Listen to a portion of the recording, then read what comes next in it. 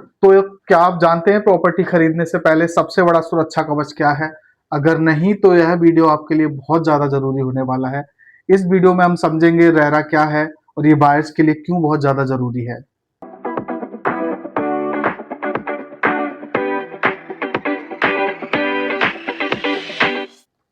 तो नमस्कार दोस्तों, वेलकम है आपका प्रॉपर्टी ज्ञान इंडिया चैनल पे। अगर आप प्लॉट या फ्लैट या फिर रियल एस्टेट में इन्वेस्टमेंट करना चाहते हैं तो आपने अक्सर सुना होगा रेरा एक टर्म। रेरा क्या है? सुना सबने है, लेकिन रेरा के बारे में अच्छे से कोई नहीं जानता है। तो आज इसी वीडियो में हम रेरा के ऊपर बात करेंगे कि ये वायर्स के लिए कैसे एक सुरक्षा कवच का काम करता है। तो चलिए आगे चलते हैं वीडियो में और डिटेल में इन सिंपल लैंग्वेज में समझते हैं कि रेरा क्या है और आपके लिए क्यों बहुत ज्यादा इंपॉर्टेंट है।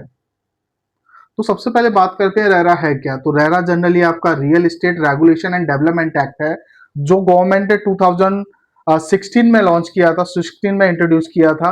तो ये आपका जनरली भारत सरकार की तरफ से एक एक्ट था जो आपका रियल एस्टेट में ट्रांसपेरेंसी एंड बायर्स की सुरक्षा के लिए लॉन्च किया गया था। तो अभी हम समझेंगे कि ये जनरली रेरा कैसे काम करता है और क्यों बेनिफिशियल है आपके लिए। तो गाइज अब हम बात करते हैं रेरा क्यों जरूरी है।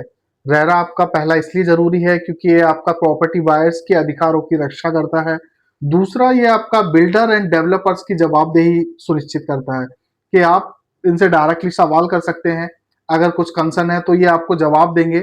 पहले क्या होता था, रेरा आने से पहले अगर इनका मन है तो ये रिप्लाई करते थे, अदरवाइज ये लोग रिप्लाई नहीं करते थे, आपको सेटिस्फाइड आंसर्स नहीं देते थे। थर्ड है आपका रियल एस्टेट में आपका ट्रांसपेरेंसी लिख के आना। पहले क्या होता था, कुछ पता नहीं चलता था कितने पे सेल आउट हो रहा है प्रॉपर्टी, कितने का ट्रांजैक्शन हुआ है, सब हिडन होता था। हमें गवर्नमेंट को कुछ ट्रांजैक्शन का पता ही नहीं रहता था। लेकिन रेरा आने से ट्रांसपेरेंसी हुई है। अभी एग्जैक्टली पता है कि हाँ प्रॉपर्टीज कितने की है, कितने की सेल आउट हो रही है। तो वो इजीली डेवलपर्स पे क्या है नजर रखे हुए हैं। और नेक्स्ट पॉइंट है आपका डिले एंड फ्रॉड्स को कम करना। रेरा आने के बाद जो भी डिलेज होते थे प्रोजेक्ट्स में, फ्रॉड्स होते थे, जो प्रोजेक्ट एग्जिस्ट नहीं करते थे उनको भी सेल आउट कर दिया जाता था। तो इन सबको पॉइंट्स को ध्यान में रखते हुए गवर्नमेंट ने 2016 में रेरा का इंट्रोड्यूस किया। तो अब हम बात करेंगे रेरा क्यों जरूरी है। तो पहला पॉइंट आता है वायर्स को कानूनी सुरक्षा मिलती है। रेरा आने के बाद आप अगर आप कोई बिल्डर्स आपको टाइमली प्रोजेक्ट्स नहीं डिलीवर्ड कर रहा है तो आप रेगुलेटर रेरा अथॉरिटी में कंप्लेन कर सकते हैं अगेंस्ट द बिल्डर। आपको अगर उसके बाद भी सॉल्यूशन नहीं मिल रहा है तो अथॉरिटी बिल्डर के ऊपर, डेवलपर के ऊपर फाइन भी लगा सकती है।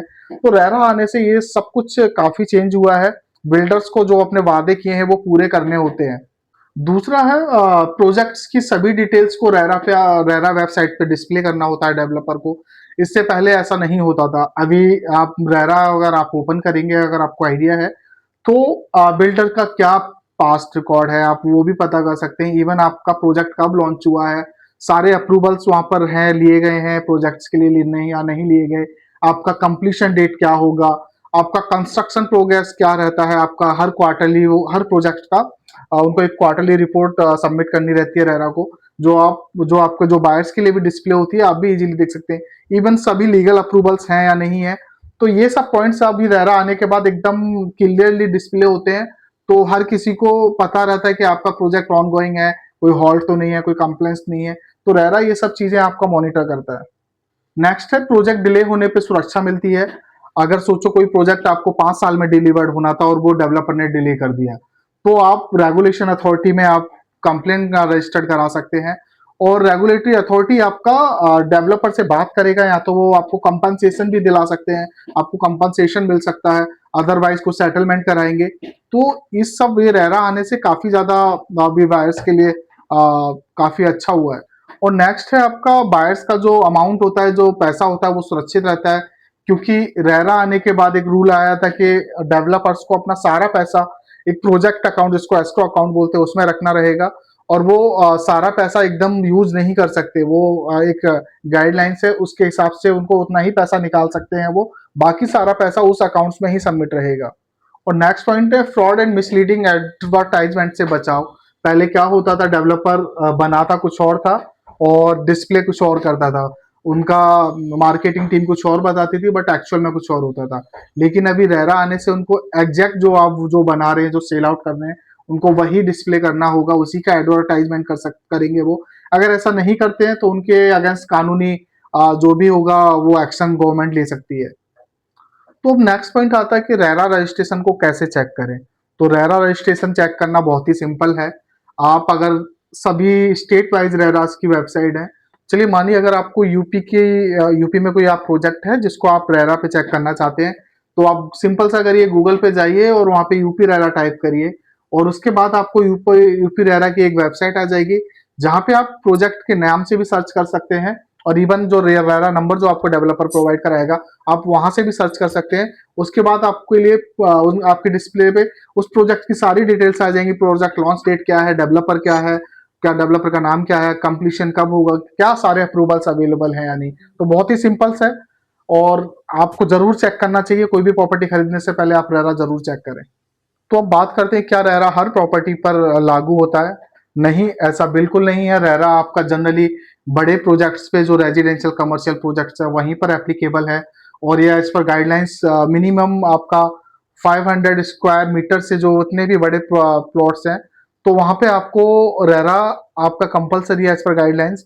छोटे 500 मीटर से छोटे प्लॉट्स के साइजेस पे जहां प्रोजेक्ट बनना है वहां पे रेरा एप्लीकेबल नहीं है। तो अब बात करते हैं कंक्लूजन की।